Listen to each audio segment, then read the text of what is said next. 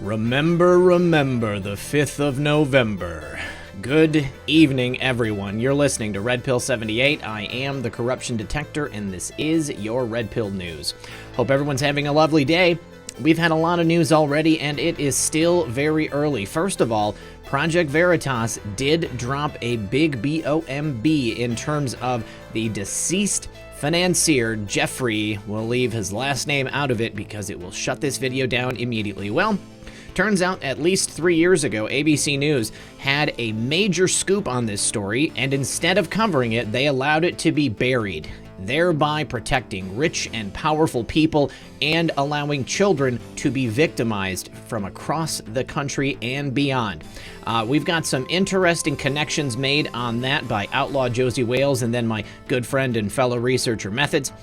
Then we've got a nice little clip from Devin Nunes last night regarding Adam Schiff as a material witness in this fake impeachment probe. Then former Attorney General Matt Whitaker is out talking about the need for Eric Ciaramella to testify publicly or not. Now, we'll get some information about that. John Solomon, he is on his own now, and he's got some super deets in regards to Hunter and Joe Biden in Ukraine. This is a major paper trail, guys. You're not going to want to miss it. And then finally, we've got fake news about baseball stars visiting the White House. A couple of fake news reporters for WAPO, specifically Rudy Gersten, tried to make it look like a MVP was dissing Donald Trump and didn't want to shake his hand. Well, we've got the actual footage, and clearly that is not the case. So we've got all this and more, and we'll be right back after a quick word from my sponsor. Now, one of President Trump's first promises when he took office was to stop America being the world's policeman, to stop spending money and lives on stuff that has nothing to do with us. As Commander-in-Chief, that's exactly what he's done now in Syria.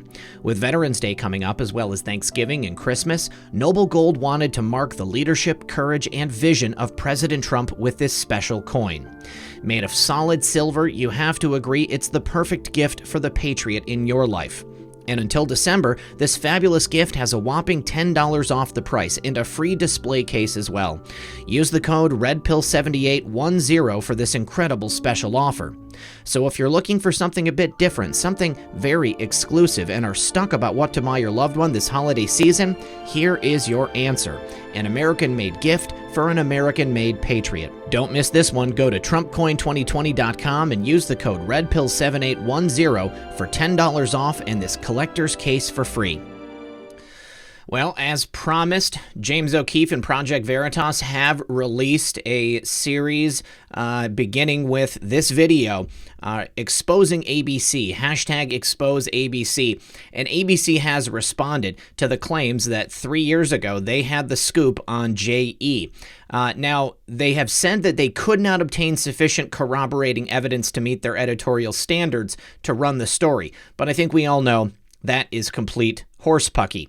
James O'Keefe and Project Veritas released never-before-seen video involving ABC News and a cover-up involving deceased PEDOJE.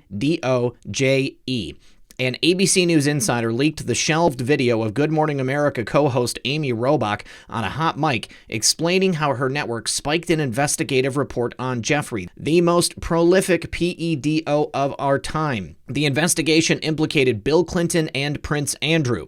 ABC News responded Tuesday and claimed they didn't have the right resources to vet the story, and that's why they passed on it.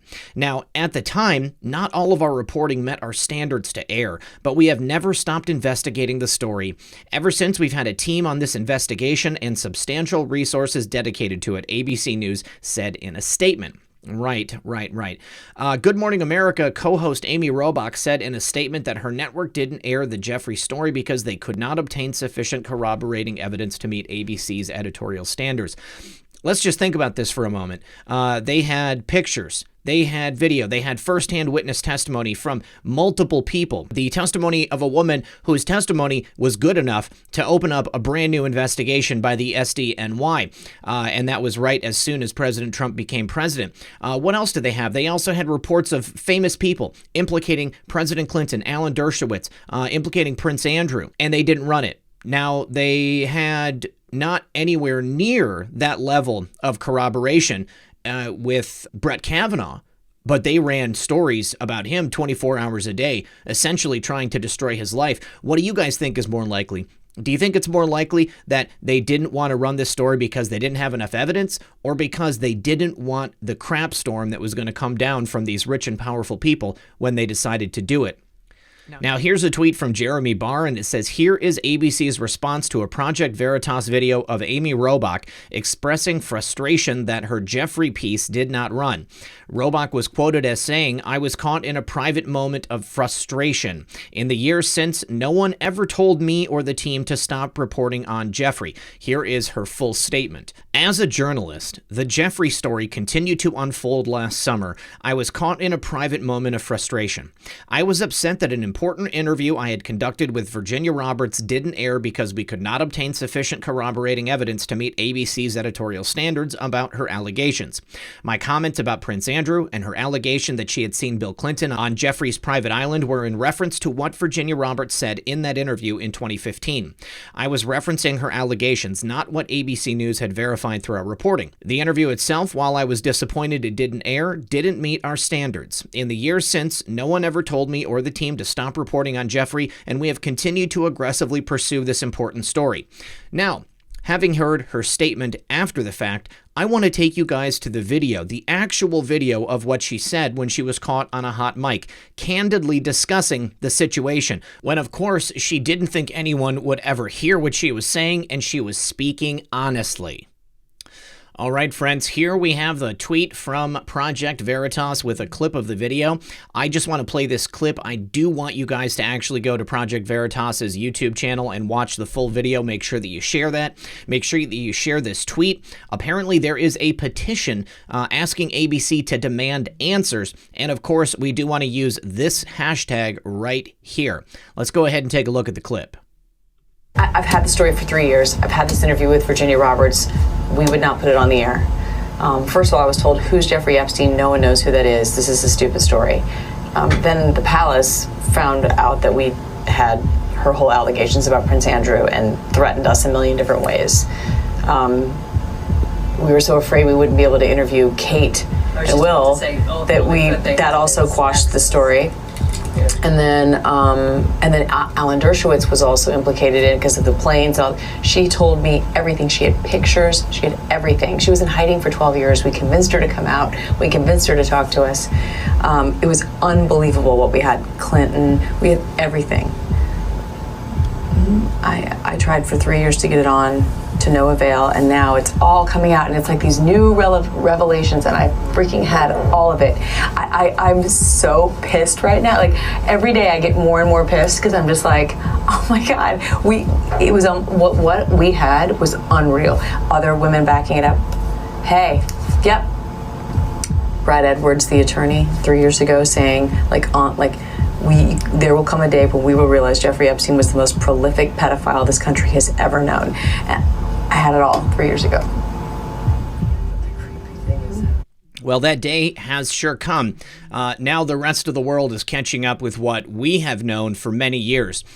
This story is even bigger than you realize. I want you to go and look at the full clip because she talks about the fact, knowing that he did not self-delete, that he was taken care of by someone due to the fact that he had all this information on other people. Now, I know that this is, every time I say this, it's highly controversial. He's not here right now, so for all intents and purposes, he's gone. All right? I believe that the body that came out was not his. So where is he? I don't know. Are we ever going to see him ever again?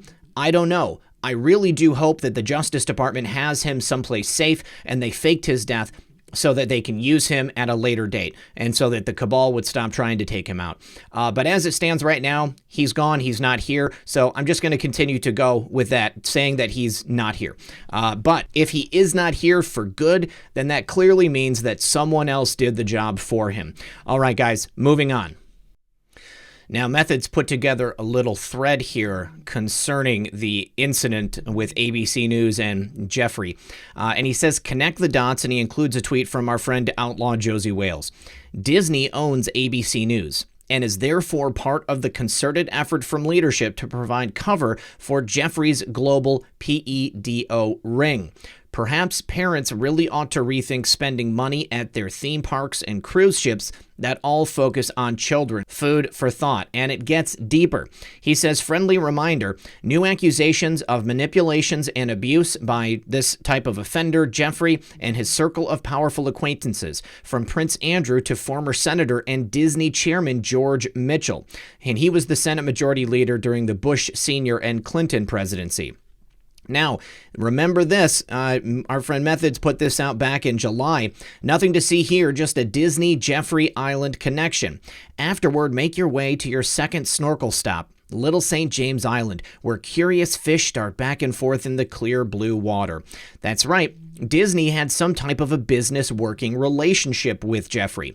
Did this have something to do with the fact that ABC did not want to run that story? Now, I don't remember the exact date that ABC was purchased by Disney, but I'm pretty sure that they were already under their umbrella at the time that this was taking place. I believe it was several years ago. But a Disney cruise made a stop at Little St. James Island. There is a deep connection right there. And then he says this endorsement makes a lot more sense now, eh? This is Bob Iger right here, chairman and CEO of Disney. Let's go ahead and take a listen to this. Why didn't you run for president? I wish, first of all, more than ever, every day, I think, I wish you had done it. I wish you had done it. I'm deeply flattered. I had this conversation with President Obama and his family a few times. Yes. His kids and his wife clearly believe that I had the better job. I'm not sure, he never admitted that I did, but Michelle and the girls, at some point I talked to them, they believe I had the better job. Will you ever run? No. No. Well, so Oprah, the Obamas, they definitely want Bob Iger to run for president just because he's a billionaire and they think that he could go up against Donald Trump. Well, I don't care how much money you have, Bob. I don't care how much power you have, because right now we are in the midst of the Great Awakening, which is a reshuffling of the power structure. And I don't think that anyone who has connections to this kind of thing is safe for very long. Now, continuing on, this is Disney's Bob Iger. He's among the hosts of a Hillary Clinton fundraiser, which had something to do by Haim Saban. I think Haim Saban was actually organizing it. But, you know, Method said that we should have a 6 degrees of separation from Hillary Clinton game to see just exactly how many rich and powerful people are connected to both Hillary Clinton. We can throw Jeffrey in there as well for a little bit of fun. Here we have it yet again. Rich and powerful people all connected in the exact same way, leading back to Jeffrey and his notorious island. Now, Devin Nunes was on Sean Hannity last night, and he had something very interesting to say. I think a little revelation that we may not have been aware of previously. So Methods was able to get the clip. Let's go ahead and take a listen, and then we're going to get into a story about it. These are the facts. It would be dereliction of duty for the president's attorney, Rudy Giuliani, to not go to Ukraine to figure out what on earth were the Democrats doing in Ukraine, paying for dirt from Ukrainian officials to dirty up the Trump campaign in 2016. It would also be dereliction of duty for me and my committee not to be meeting with Ukrainians looking for information as to where did Nellie Orr come up with this information to put in the Steele dossier that ended up in the FBI? Who is this person, Alexander Chalupa? Who are these people? So the president had every right to look at it, and now what you're beginning to see is the reason they're trying to hide this is because what John Solomon has now uncovered, there clearly is a tie to the Bidens and the State Department. All right, so there you have it. Devin Nunes talking about the responsibility of the president, Devin and his committee, to look into what the Democrats were doing in the Ukraine. And what he said there, though, kind of just slipped on by, that they had been talking to Ukrainians. It's not just Rudy Giuliani going overseas to meet with these people and the prosecutors and this new government in Ukraine. Looks like Devin and his people have already done the same thing, and the Democrats know about it. That's why they're freaking out, and that's why they are trying to set up President Trump with yet another fabricated projection of the types of crimes and sins that they themselves have been involved in. Let's go look at some more reporting directly from the Gateway Pundit. All right, so another revelation to come out of that interview last night. Devin Nunes said that the GOP's first witness to testify in the impeachment hearing will be none other than Adam Schiff. Little leaking lion Adam Schiff. Representative Nunes joined Sean Hannity on Monday night to discuss the ongoing Biden crime family corruption scandal in Ukraine, and Sean even let him speak. During their discussion, Representative Nunes told Sean that Representative Adam Schiff will be the first witness called by Republicans in the sham impeachment hearings. Devin said, remember, in the last Congress, they were bent on making sure that former Congressman Dana Rohrabacher testified. I said, I don't think this is a very good idea, having members of Congress come testify and give depositions. So congratulations, Democrats that are on the House Judiciary Committee. It's now become the Impeachment Committee. They have set the precedent for members of Congress to give depositions. And so you heard the minority leader, the Republican leader, Kevin McCarthy, say that Schiff is our first witness. We have John Ratcliffe say Adam Schiff is our first witness. So yes, he is in fact going to be our first witness. Let's go ahead and take a listen to the clip. This ought to be good. And by the way, yeah, we had a DNC operative in the Ukrainian embassy colluding with Ukraine to get dirt on Trump to help Hillary. You have been amazing. Will Adam Schiff, will he be subpoenaed? Well, I don't think we can't subpoena. Only Adam Schiff can subpoena Adam Schiff. Oh, I guess that's but not there's a happen. Precedent for this. Darn, I forgot. He's the remember, judge, jury, and executioner. I forgot. But remember, last Congress, they were hell-bent on making sure that former Congressman Dana Rohrabacher testified. I said, look, I don't think this is a very good idea to turn around and have members of Congress come and testify and give depositions. So congratulations, Democrats that were on the House Intelligence Committee that's now become the Impeachment Committee. They have set the precedent for members of Congress to give depositions. And so you heard our minority leader, the Republican leader, Kevin McCarthy, say that Schiff is our first witness. You've had John Ratcliffe, a former U.S. attorney in Congress, say Adam Schiff is our first witness. So yes, he in fact is going to be our first witness that we're going to ask to come and give a deposition. Congressman, you've been doing amazing work. We're getting the Pfizer report, behind that the Durham report, and we will get to the bottom of this too. Thank you for all you've done. You have been amazing. All right, guys. So if Adam Schiff is going to be the first witness on the Republican side, what do you think the chances are that it's likely he will perjure himself? If Adam Schiff lies in his deposition to the same degree that he lies when he's out speaking to the media or when he's on the floor of Congress, what do you think is going to happen? I cannot wait to see Adam Schiff get himself caught in a perjury trap and then have charges brought against him. Or even if that doesn't happen, for his lies to be revealed, for Adam Schiff's duplicitous nature, for the actual person that he is, not the person that he portrays himself to be. We know you, Adam Schiff, and we are watching. So is Devin Nunes. All right, the big man on campus, former U.S. Attorney General Matthew Whitaker, said that the whistleblower is not guaranteed anonymity. He does need to publicly testify and be open to cross-examination. I guess that puts a damper on the Democrats' plans. Well, Democrats don't want their anti-Trump clowns in America whistleblower to testify. They know if America finds out his liberal background and the ties to the Obama deep state and far-left anti-Trump work history, their case will be ruined. Here's a little bit of information about Eric Ciaramella. That's how you pronounce it, I guess, Eric Ciaramella. He worked with DNC operative Alexander Chalupa in the creation of the Trump-Russia collusion hoax. He was fired from the National Security Council in 2017 for leaks and then returned to the clowns in America. He worked directly under James Clapper. He worked and traveled with Joe Biden. He served in the Barry Obama administration. He worked with John Brennan, and he's a registered Democrat. Now, I just want to say, somebody sent me an email. David sent me an email, and he said, have you noticed how much you look like Eric Ciaramella? Guys, I'm a white guy. I got a beard. I've got glasses. I got brown hair. I think that's about as far as it goes. I don't look like this guy, but, whatever. It was funny. The complete list of anti-Trump clowns in America whistleblower Eric Ciaramella's ties to top Democrat operatives will shock you.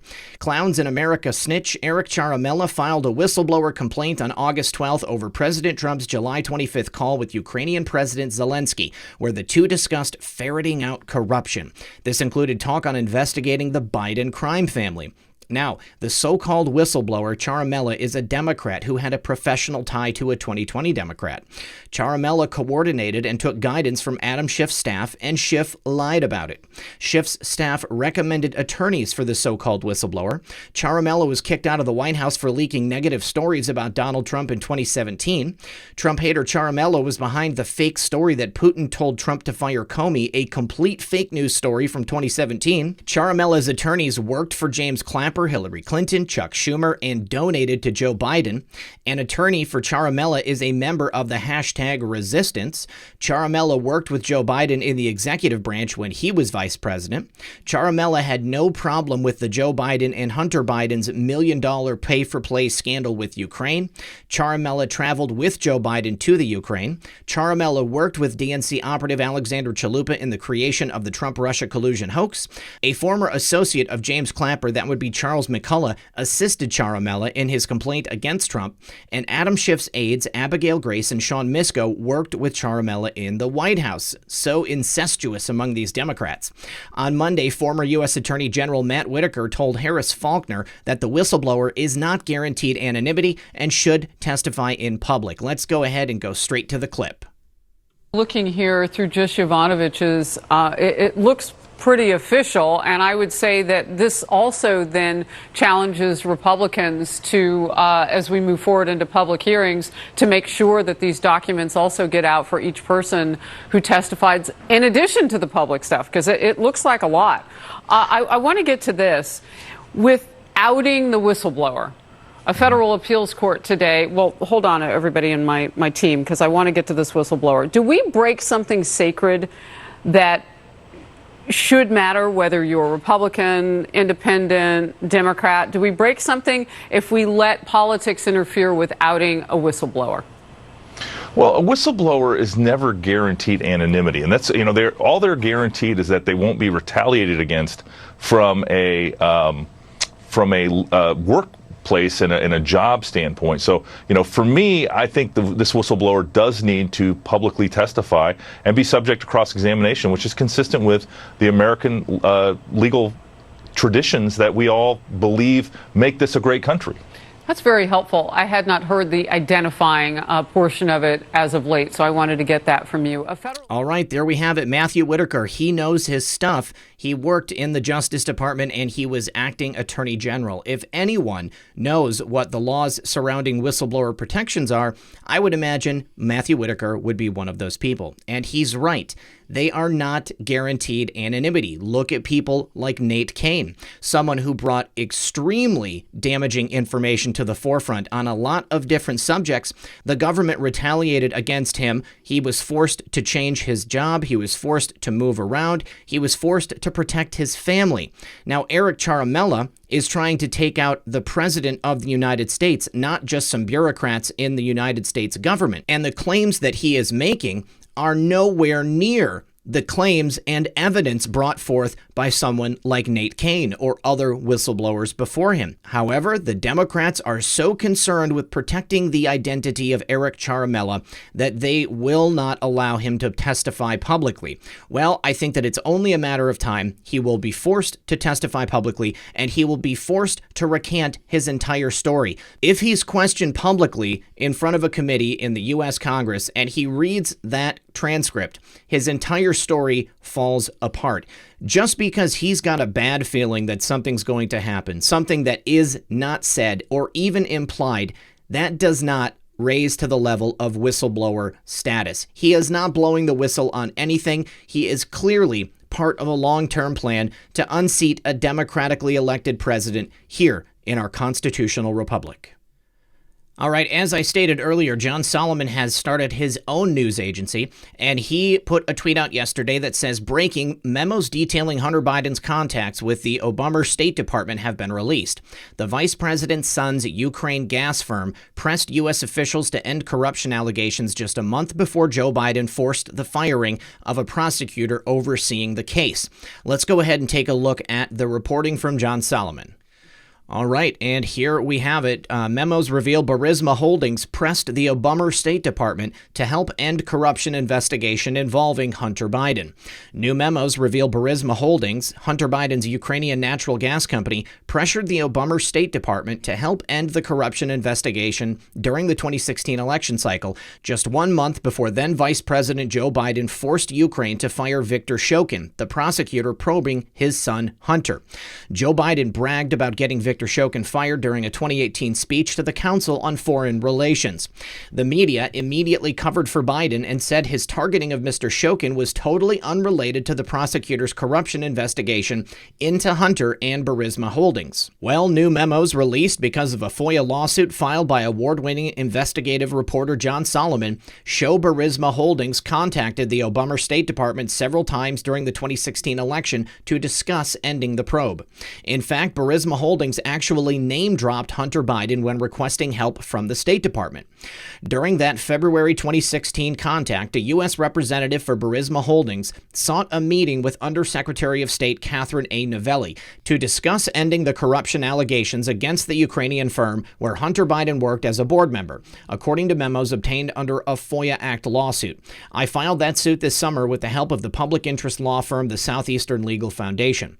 Just 3 weeks before Burisma's overture to state, Ukrainian authorities raided the home of the oligarch who owned the gas firm and employed Hunter Biden, a signal the long-running corruption probe was escalating in the middle of the U.S. presidential election. Hunter Biden's name, in fact, was specifically invoked by the Burisma representative as a reason the State Department should help, according to a series of email exchanges among U.S. officials trying to arrange the meeting. The subject line for the email exchanges reads simply, Burisma. Per our conversation, Karen Tramontano of Blue Star Strategies requested a meeting to discuss with Undersecretary Novelli, USG, remarks alleging Burisma, Ukrainian energy company, of corruption. A February 24, 2016 email between state officials read. She noted that 2 high-profile U.S. citizens are affiliated with the company, including Hunter Biden as a board member. Tramontano would like to talk with Undersecretary Novelli about getting a better understanding of how the U.S. came to the determination that the company is corrupt, the email added.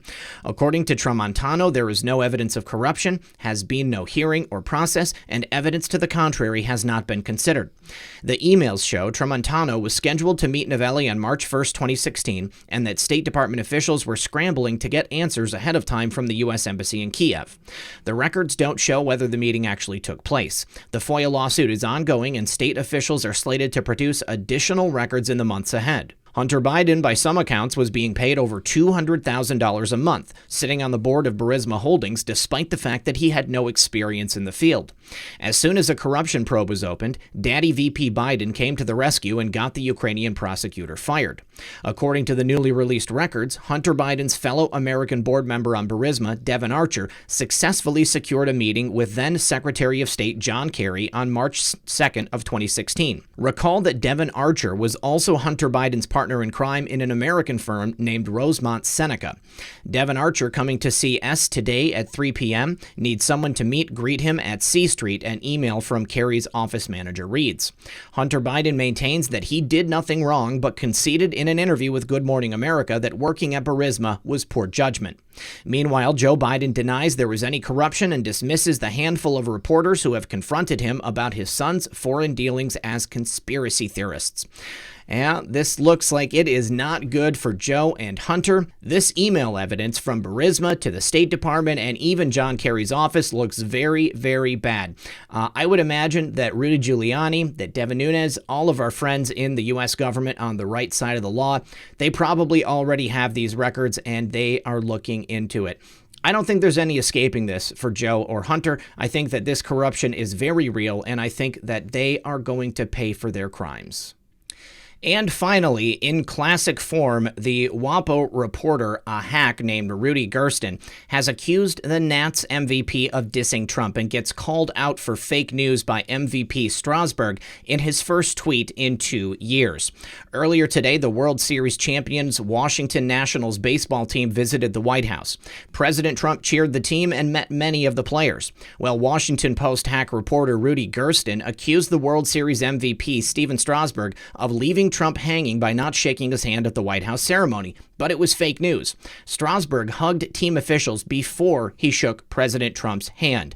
Let's go ahead and take a look at the fake news portion of this article.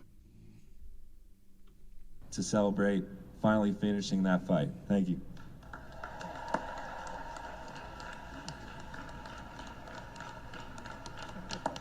Celebrate finally finishing that fight. Thank you.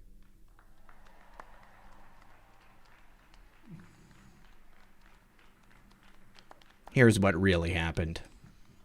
He hugs his teammates, and then he goes in for the shake of the hand of the President of the United States. Even shakes Melania's hand.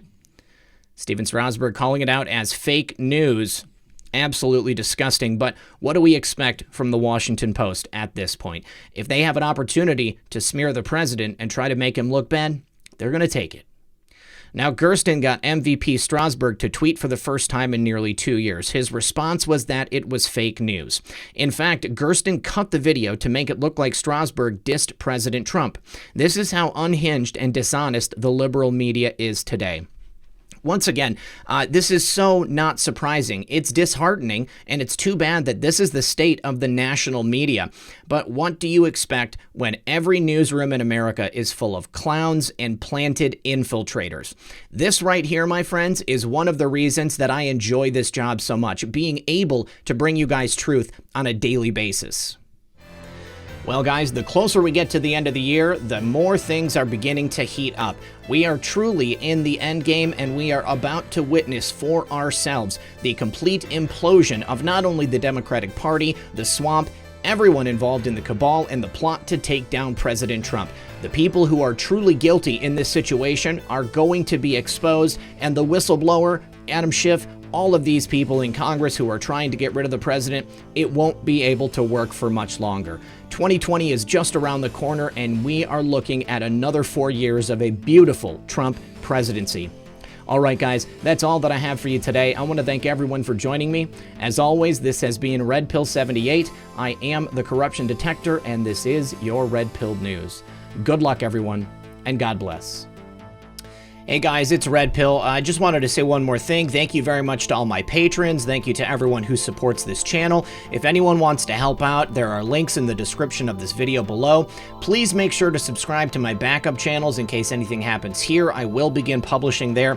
And if you guys have any questions or tips for me, please send me an email at redpill78@protonmail.com. Also, don't forget to make sure that you have notifications turned on for this channel. When you go to my channel page, there is a little bell. Click that bell and choose all notifications. And if you don't have one already, go sign up on Twitter and follow me there and make sure that your notifications are on. Because even if you don't get a notification from YouTube, I always have a notification that goes out on my Twitter page that lets you know every time I put out a new video. I look forward to reading your messages. I look forward to getting the news to you on a daily basis. And I look forward to seeing you all again in the next episode.